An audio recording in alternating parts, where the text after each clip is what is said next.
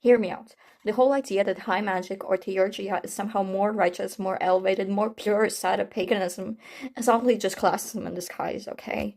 It is the privilege of those who can afford to sit down meditating or union with the divine because their material needs are already met. To call that higher or better than other forms of magic is to pretend that the struggles of the poor or women of enslaved people don't count as spiritual.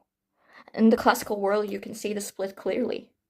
The wealthy, educated men, philosophers, and temple elites could occupy themselves with Theurgia, with trying to rise up through the spheres and unify with the gods. But what about the poor people, the women, the ones with no power in public life? They were the ones writing curse tablets, tying knots, making amulets, begging the spirits for love, protection, and survival. That was their magic, their access to power in a world that denied them everything else. Of course, it looks different.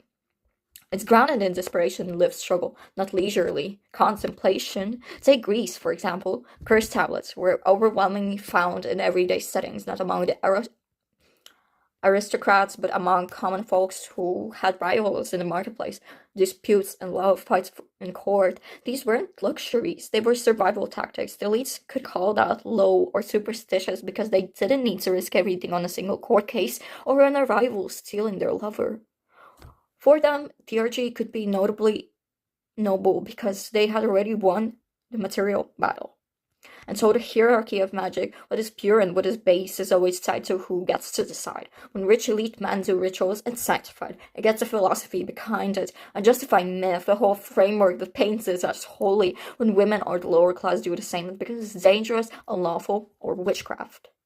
The same spirits, the same gods, the same gestures, but judged completely differently depending on who is doing them. That's the real issue. Whoever controls the definition of magic controls its lawfulness. They can bless their own practices and condemn the practices of the powerless. They can call their own rights high and yours low. And so, as long as we keep repeating the division without questioning it, we keep repeating their hierarchy.